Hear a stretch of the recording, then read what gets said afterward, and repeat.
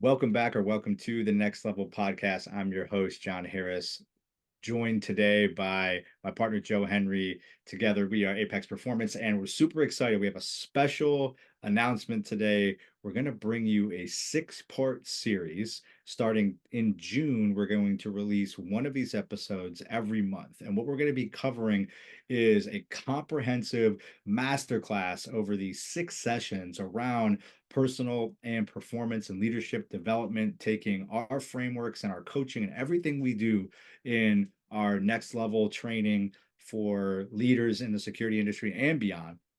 We're gonna deliver it to you in these 6 sessions, so making it available for anybody and everybody. We've used this with hundreds of people over the last decades in our personal and professional and athletic performance development that we've done. We've compiled this into our program. We charge thousands and thousands of dollars for our personal training that we do, and we're giving it to you here for free just for being a listener, just because that's the kind of value that we want to bring to you and what we're excited to do and just what gets us up and going. And we want to serve our leadership community here today. And so, Joe, got you with me here today. Why don't you break down kind of the what's all in this the framework that we're going to be exploring together? What are the topics? What are the concepts? What are the stuff that people can expect from us each month as we hit them with one of these sessions for the balance of 2024? Yeah, John, this is so timely and it's so great. Uh, we really want to break down what we're going to call as 5x4, right? 5x4, you have a 5-step process in your overall leadership journey, and then you have a 4 domain process or 4 domains that you want to cover in your personal leadership competency. So when you think about developing yourself as a leader, there's 5 phases that you want to pay attention to, right? That first phase is going to be leading yourself, right? If you don't have the level of self-awareness, right? If you haven't taken the time to be introspective and really understand yourself, then frankly, you're not really going to be capable of leading others. Second thing you're going to do is leading others, right? How do you do that? How do you build the trust that's necessary for people to not only want to follow you, right? But to want to champion the initiatives that you have. Once you've learned how to lead others, then you're ready to start building teams. And there's a big difference between leading others and building teams. Leading others is something that you do from anywhere that you find yourself in the organization, anywhere that you find yourself on that depth chart, right? Whether you're a D3 wide receiver that's looking to work their way up, or whether you're a top performing executive, right? There's a difference between leading others and building teams. Digging into building team dynamics, understanding what inclusive leadership looks like, right? And how to extract the best out of people. Once you've learned how to build a high performance team, well, now you can start thinking about how the hell are you going to drive some change, right? Driving change is not just putting something forward, it's understanding the impacts of the initiative, having the awareness to look around and see those blind spots before they come. And after you do that, well, now you're ready to start leading those organizations. One of the biggest things that you can do in leading an organization, right, is understanding and having a healthy awareness of organizational stewardship. That's going to be something that we talk about a lot, organizational stewardship. We said 5x4, so we're going to go back to those big 4 and just leading yourself, right? Your personal leadership competencies. That first one, obvious, right? It's going to be leadership. The second one is going to be strategy. That's going to be strategic thinking, your strategic planning, decision making. That's going to be your business acumen, how you actually bring in the information that leads you to the decisions that you're making. The most important, but often forgotten, right, is that relationship building. We're going to break that down to CCI, right? How do you communicate? How do you collaborate? How do you influence? Now, these are all wonderful, all into themselves, but they're driven by the most important thing that you can have, and that's your personal level of well-being.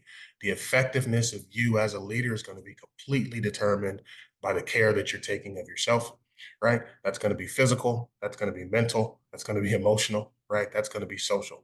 Looking at that whole person, how you're showing up, how you're presenting, the care that you're giving to yourself is going to deeply impact the other 4 competencies that we just laid out there. I told you guys this was going to be packed, right? I wasn't lying. Like, I'm taking notes as Joe is talking because I don't want to miss anything that we're discussing here today. Now, that is a lot of content, right? We went through the 4x5 methodology, the 5 phases of leadership that we discuss, leading yourself, leading others, building teams, driving change, and leading organizations. And if you've listened to Joe and I speak, we spoke at GSX last year in 2023. We went over all of this content then. Again, it was a lot to pack into an hour. And we know that there was only 30, 40, 50 people in that room. We wanted to make it available to everyone and anyone. And so these themes aren't new from Joe and I's content and what Apex puts out there. And then the domains we discussed the last time, Joe and I, we have an episode, and I'll link it in the show notes. You can go back and listen to that. That's about an hour of us that we went together, and we talked a lot about these domains of leadership strategy, relationships, and the CCI, and then well-being. And I think this is why we're going to take 6 months to lay this out to you guys, because this requires that type of intentional focus and patience to lay it all out there and give it to you in bite-sized chunks. And we're going to invite you to come into our next level community, which, by the way, we'll drop this episode, I think, on Friday, June 21st. And the community will be available for free for at least, I believe, to the end of the month. And so jump in there, be a part of it, be a founding member of it. We're likely going to make it a paid community, and then we're going to put these videos and trainings in there as well and take this content more broadly. So, but it'll always be available to you if you're a subscriber to either our YouTube channel or our podcast. You'll have this available to you. So a lot of stuff we're covering and talking about here today, Joe. And this isn't easy stuff to start to chew through. And so when you think about putting this out in a way that makes sense, again, that's why we've decided to make it a multi-session program, so that we don't try to have to jam this into one single hour. There's just too much to No, do it. Like, where does one start, right? You start hearing about the things we're talking about. We're laying these stuff out. Is there a logical beginning for someone? Because this can be overwhelming if absolutely. you're This just is trying to put this on in front of somebody. Yeah, let's first acknowledge that this is, like you said, John, this is a hell of a lot of content, right? And while our methods are simplistic, right, our concepts are simplistic, grasping all of this and being able to leverage it and use it is absolutely not. For those of you who were with us at GSX, there's some good news here. There's a lot that's new here, right? Quite a bit of new stuff on the board that you'll find. Concepts are not new, phases are not new. But we've learned some new stuff because we're continuing to grow ourselves, right? And we've seen some shortcuts here. And then also we've been able to land the plane a little better in some areas. But where you want to start, John, great question. That's always going to be with you. It's going to be leading yourself, right? If you don't have a full understanding of who you are, how you're showing up, how you're presenting, it doesn't really matter, right? We're going to talk about those 4 domains of that personal leadership, but that really big, one of those really big ones, right? I think the most important one is going to be relationship building, right? Mm. That's going to be communication. It's going to be collaboration, right? And then it's influence. We have it as CCI for a reason, right? If you don't learn how to communicate, you're not going to have the opportunities to collaborate, right? If you're not collaborating, you're not going to have the opportunity for influence. If you're not influencing, then I hate to break this to you, you're not making any decisions, right? Mm. So that's going to be the most critical domain of that personal area. But how do you get there? It's going to be through personal reflection. There's two things you're going to want to focus on, right? Your strengths and your derailers. If you've been with us for any measurable amount of time, you know how big we are on strengths-based leadership. You know how big we are on human-centered leadership. Well, this is just us breaking it down into micro nuggets here, helping you to understand not just what you're good at, right? But what are the pitfalls of the shit that you're really good at? And I'll use myself as a personal example and why me and John are a hell of a team. I lead with futuristic. That's my number one on the strengths profile, right? I am always 30 years, 40 years, 50 years down the road, right? John's really practical, right? So I can get there and I can get into the weeds and I can get way off on a tangent because I can see how things should be. I can see things in the future state. I can see what they look like after all the work has been done. That's a wonderful thing. Where's the derailer there? I could be so focused on the future that I forget about the practical shit that I have to break down, right? Everybody is not a futurist. Everybody is not absorbed with the future. And frankly, some people are too stressed out to even begin to think about the future, right?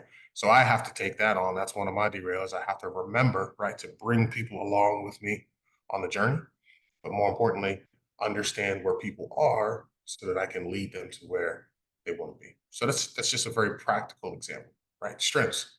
What is a strength? Derailer. What is a derailer?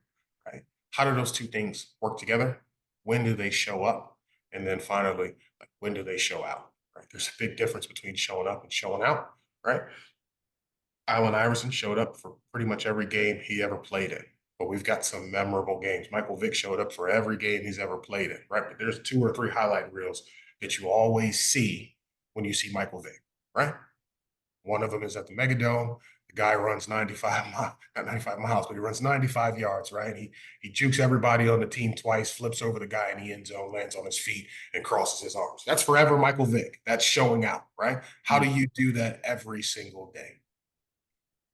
Joe, one of the things that you and I talk about and we use in our coaching, we use in our discussions around performances is reverse engineering success, right? So self-awareness is the first step, and putting that mirror up to yourself and having that honest conversation to say who am I, who do I desire to be, and what's the gap between where I want to be and where I am, and not letting that um, get you down, but but ensuring that it inspires you to know that you're capable of becoming the person you want to be. Now, Yeah. Joe and I both have been, in places that we didn't want to be and made personal commitments to change in order to get better. 13 years ago, I was an alcoholic without any sort of direction or trajectory in my life, and I held the mirror up to me and didn't like what I saw, and I made a change. And Mhm. so, Joe, you just did an Ironman. You've been, heavier than you wanted to be, probably less strong than you want to be, not the husband or the father you want to be, and you make changes, right? We're getting vulnerable with you here. We're talking about personal stuff. We also professionally have not been like I got laid off from what I thought was my dream job 6 years ago, right? And then you decide that's never going to happen again. Or if it does, I'm going to make sure that I have full control over my life and my outcome. And I'm going to build something that I can have protection around myself and build that castle of professional capability with the skills and the attributes that I can learn and develop over time so that if this does happen, it's not going to affect me the way that it could have if I let it before. So anybody at any time can make a change. There's a guy, my coach. So Joe, you mentioned this before. This is an ongoing journey for us, never Yeah. finished, lifelong learner. My coach, Ben Newman, he's working with a guy named Bretton Colton who is losing or Colton Paulson is his name. He was this guy's like a millionaire, very successful entrepreneur, but was over 450 pounds. Mhm. And and my coach also coaches him and said, "Hey man, do you feel like you're really successful?" And he's like, do you get winded when you play with your kids?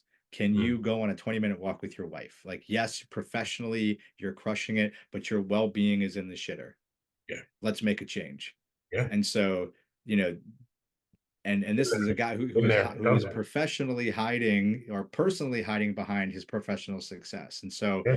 hey, you're listening to this right now. You might be squeamish in your chair right now because it's making you feel uncomfortable, but that's what we're here for you. We may not be for everybody, but we're for the right people. And if you're sitting here going, I don't like where I'm at personally, I don't like where I'm at professionally, I don't like where my relationships at, that's the first part of leadership is that self-awareness and making a commitment for self-improvement.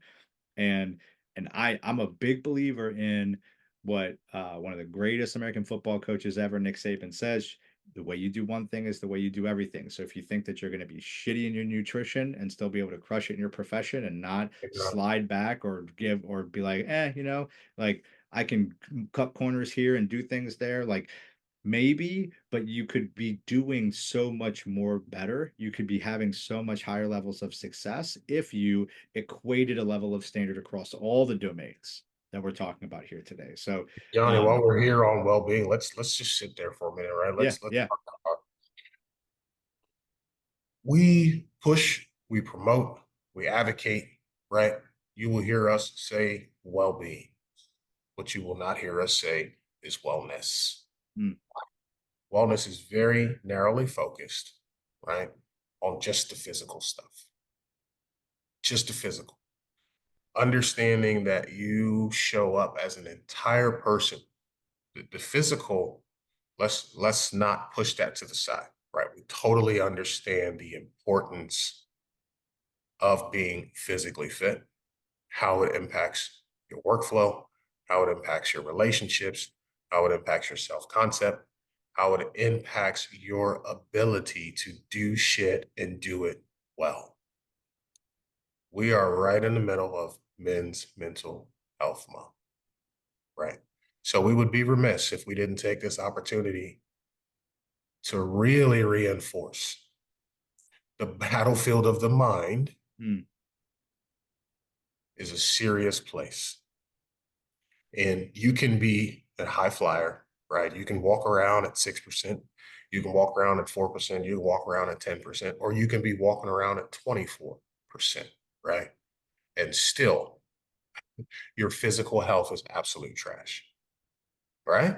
Because there are other impacts, there are other aspects of well being that will deeply, deeply impact your physical capability. For example, we've worked with a guy who outwardly looks amazing, right? But he had no energy and he couldn't figure out why he had no energy. Guy's walking around, he looks like he's chiseled by Zeus himself, right? He's knocking it out of the park at work. He's coming home, right? And he's falling apart. He doesn't understand it, right? He gets up, obviously, does his workouts, eats his food, goes to work, performs, does what he's supposed to do, comes home, falls apart. He's got nothing left for his wife, nothing left for his kids, and he can't figure out what's going on. Okay. Well, let's talk about it. There's six domains of well-being, right? That first one that guys overfocus on is career, right? We get tunnel vision, we get stuck in our career because it drives that second one. Financial. Those two are not separate, usually. But at a much later date, we'll help you to understand that those two things don't rely upon each other. Then the one that everybody thinks about, physical. That's where you get the wellness, right? Everybody thinks that's a big deal. And it is. But we don't talk about social, we don't talk about emotional, and we don't talk about community. mm, Any guy who is a top tier performer, whether it's in the military, whether it's in business, whether it's in sports, as a community, right? You absolutely have a band of brothers. Social, emotional. Emotional regulation is not something that we're taught usually as men as we develop. We're not taught what our feelings mean. We're not, if we're taught that they're okay to possess at all, right? And then we're also not taught, okay, well, what do we do with them? And what is the deeper meaning of the stuff that's showing up? And then finally, social, right? Social is not happy hour with Dave, two times a year. Social is not your bowling league, right? Those it contributes, but social is that totality of the web, right? It's the people that you're influencing, and it's also the people that are influencing you. So go back to the old adage: putting shit in, you're getting shit out, right? You really are a reflection of the people that you invest in, but the bigger reflection of you is going to be the people that you allow to invest into you, right? mm, Because that's the shit that you're not realizing that you're picking up on, right? So let's not forget that you can be a high flyer, you can look amazing, you can be doing everything, but if one of those aspects of your well-being is off, it can show up physically in your body. Usually that will show up as stress, right? It can show up as anxiety. That can present itself later on down the road as depression, which men suffer at, right? At just unbeknown rates because we don't talk about it, right? We don't talk about mental illness and the impacts of it, right? These things are absolutely affecting your performance. But for the point of this episode, it's absolutely influencing, right? Your leadership capabilities. And in Th- fact, if your wellness is not in check, then that's going to be your number one derailer. It's such a good point because it was, when I as you grow, so as athletes, as young athletes, as collegiate athletes, as you and I both were, it's a lot easier to um your performance can hide your derailers a lot easier. And I'd argue even at a professional level, there's a ton of examples of great athletes that were horrible people or that really failed in any one of those six domains. Maybe horrible people is the wrong way to put it, but they did not value all of those six domains as high as they should have, right? And however, they were still able to perform very, very highly at a physical, and almost in spite of all of those other things. And I think as athletes, because we're taught to suppress a lot of those other the other five areas. Your social is your team, and then so you focus on your physical, your social is your team, and that's it. That's your brothers. And we overemphasize the military euphemism of going to battle and going to war in sports and that whole thing. But the other aspects of of the mental, the emotional, and being able to manage that are pushed aside, and that's why you see burnout. That's why you see guys walk away, or do worse, right? Like make really, really poor decisions because they just can't handle the stress because they're not given the mechanism. That's why my coach also coaches NFL players, and they Mhm. come to him for mental toughness. And because I think I equate mental toughness with mental wellness. What I mean by that is those things are the mental toughness is not the ability is not me becoming more stoic and not handling my and like ignoring everything. It's that I've built the tools and the frameworks to handle the hard stuff effectively and understand how I need to do the reps in order to not break when the hard stuff happens. And I don't and still manage those emotions, still let them come, still, when I get anxious because something isn't going well, or when I get stressed, it's like, how do I deal with that? It's not ignoring it because that is what I did in the past. And that's what caused me to get to that near rock bottom that I was at because I didn't have the tools and the mechanisms to do it. So I've spent the last, 13, 14 years building those, seeking those, collecting those tools and applying them and finding them and doing that. Um, so I think that's a good example of how it can hold you back as a leader. And I think we'll put a pin in that for now because I think there's a whole when we go into our next session, our next episode where we focus in on lead yourself, that'll be a big part of it. Because what we're going to do, how this is going to work for everyone is that, we'll have these 5 sessions that we'll have. So kicking it off here with the intro and the overview, we'll have those 5 sessions. The next one will be lead yourself. We'll go through those 5 phases. In doing so, each of those 4 domains as it applies to the 4 phases. So this will be an aggregate. Again, consider this as like a graduate class in leadership, in self self development and performance development, and we're going to do the 101 and kind of build on it each way that we go.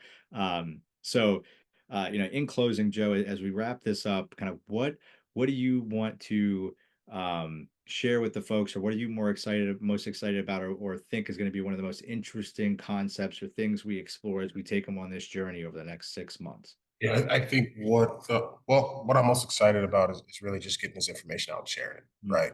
This is stuff, like you said, John, we've been plowing through for over a decade at this point. Hundreds of people, if not thousands at this point. And it just works, right? It just works. We think and we know, um, probably the most overemphasized part of your leadership development and your leadership journey is that time that you spend developing yourself, right? Uh, and then the final part is just being able to give people tools that you can use over and over in whatever phase of leadership that you find yourself, whether you're just starting or whether you're well seasoned. This will be applicable to you. There's nothing that's too big of a concept, and there's nothing that's so small that anyone should ignore. Right on, man. So I appreciate that. So guys, check in with us every month. The end of every month, probably the last Friday of each month is when we'll drop one of these new episodes. The first one going out, this one on Friday, June 21st. Check the link below to hop into the community, where we'll have some additional resources for you, some free gifts on the frameworks and things we're going to discuss that you can grab, swipe from us, and apply in your own life and in your own teams and your own leadership right away. So thank you for tuning in. We appreciate it. We're in this fight together. Let's go do great things. Right.